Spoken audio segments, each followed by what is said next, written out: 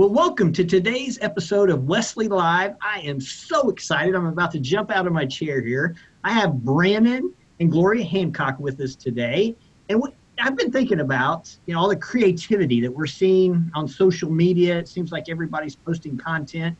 And hopefully you have seen, if not, Brannon and Gloria are sharing a musical meditation every morning. And talk about creativity. When I was thinking about today, one of the most creative families that I know, Brannon and Gloria and their kids. So, guys, how are you doing at home? How's things at church? You guys are music pastors at your church. You got so much going on with Wesley Seminary work, and other than that, not much else is going on. But how's things in your world? Anything you want to share with the Wesley Seminary family this morning?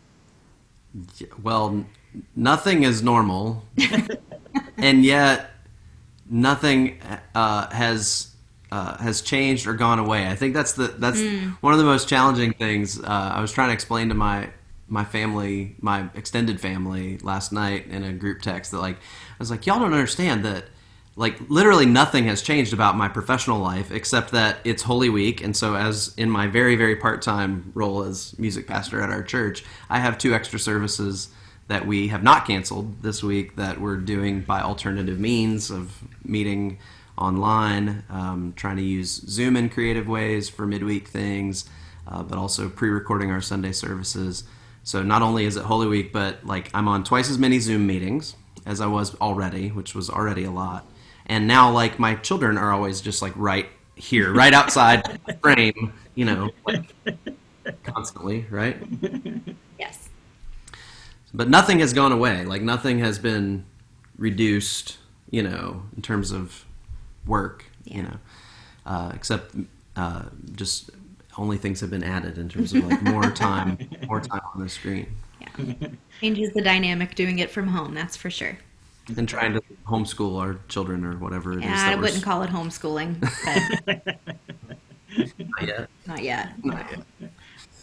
Well, you guys are so creative, and I know I've really enjoyed the morning meditations and the one Saturday, your YouTube that you did in the name of love, Brannon. That was incredible.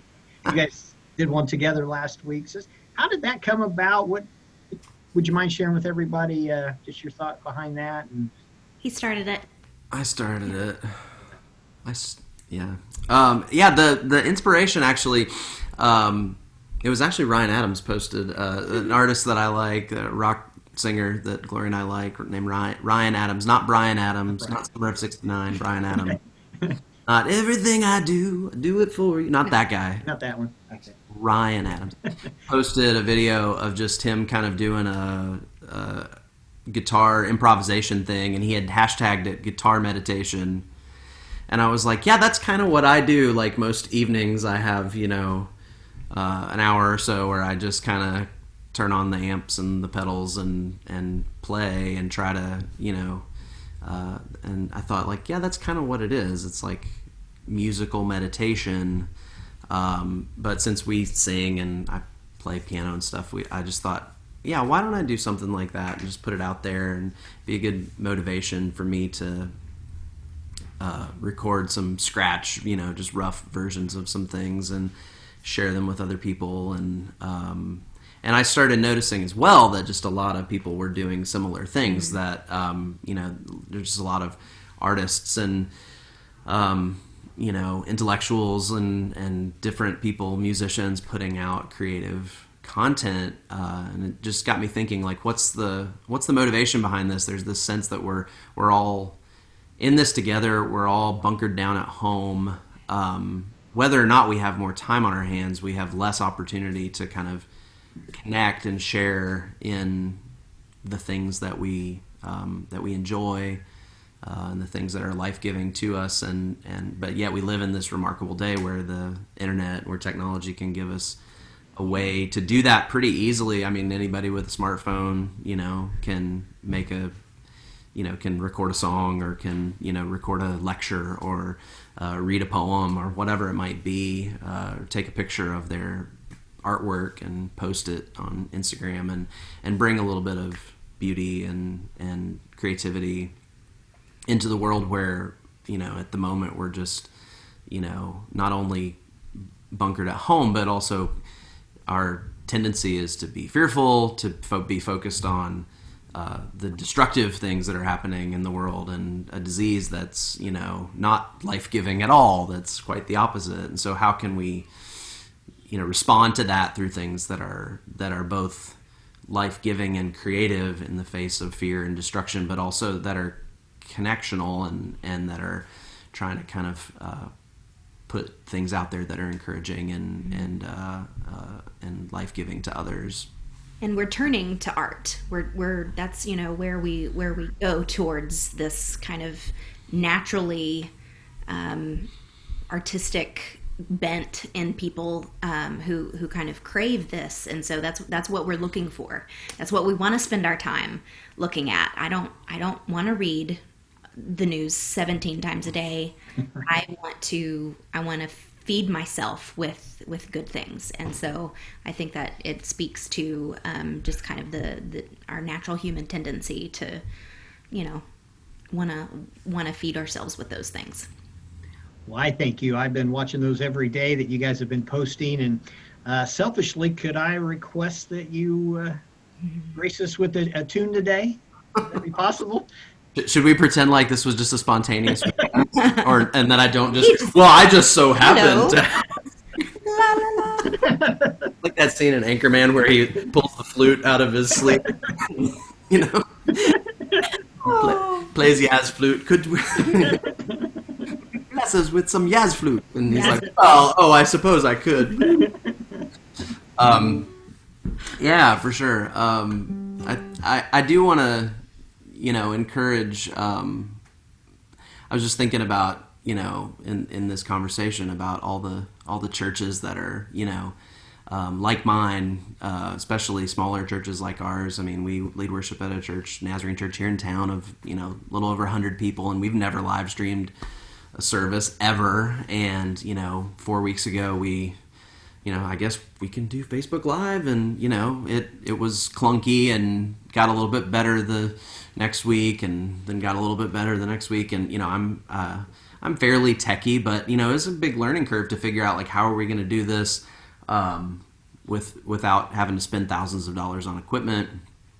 We used a phone the first week, or we used a laptop, and then we had to switch to a phone because we were having some hardware issues. And then we decided to pre-record and just kind of keep it simple and post the video and premiere it live on Facebook. And I'm seeing so many churches do similar things that have never done them before. And I had a friend from another church I used to serve who tuned into our church's live stream yesterday.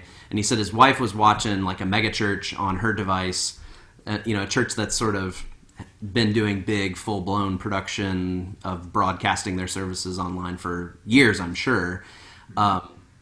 And it got us talking back and forth about how there's something kind of weird about that. Even though the quality, I'm sure, of that megachurch was like just far infinitely beyond what we were doing at my church with a couple microphones and just some music and a sermon, and just very simple, and one camera shot, and at the most zooming in on the preacher during the sermon, back out for the worship team.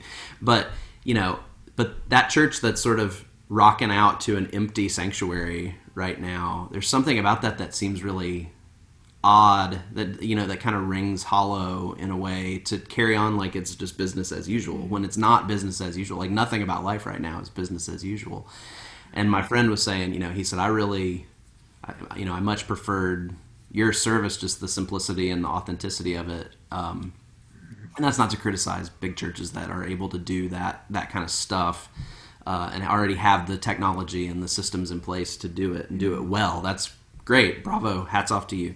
But like, there's something I think that people are really finding meaningful in these like simple, feeble, faltering efforts of little churches that are just like, how can we still connect with people? How can we still get the good news out? How can we, continue to minister and bring people together around the good news of Jesus in the midst of all of this? And so, students, Wesley Seminary family, we're right there with you, trying to kind of figure this out, and I would be more than happy, to advise or share anything that I've learned trying to do this if you're trying to get up and running. with that in however simple a fashion, I'd be glad to try to help you figure out how to do that and resource you in any way that I can. So that's awesome. Thank you. Thanks for offering. This is an old hymn. Feel free to sing along with us at home if you're watching this.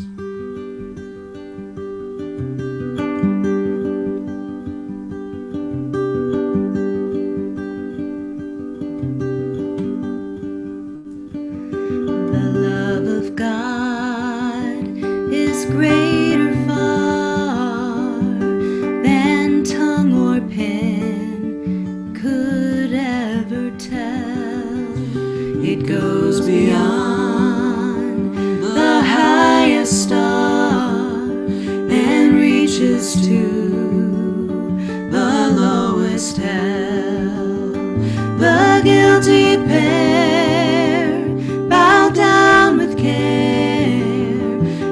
Gave his son to win his erring child. He reconciled and pardoned from his sin. Oh, love of God, how rich and pure, how measureless and strong, it shall forevermore endure. The saints and angels' song.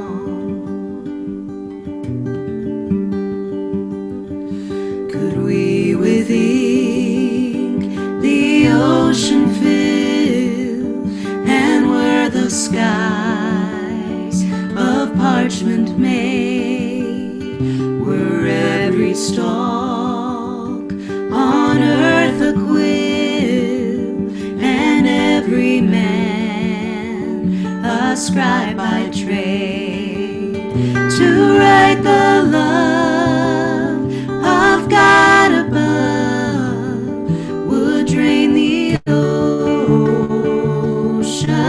dry, nor could the scroll contain the whole, though stretched from sky to sky. Oh, love of God, how rich and pure, how measureless and strong, it shall forevermore endure. The saints and angels' song. Oh, love of God, how rich and pure, how measureless and strong, it shall forevermore endure. The saints and angels' song.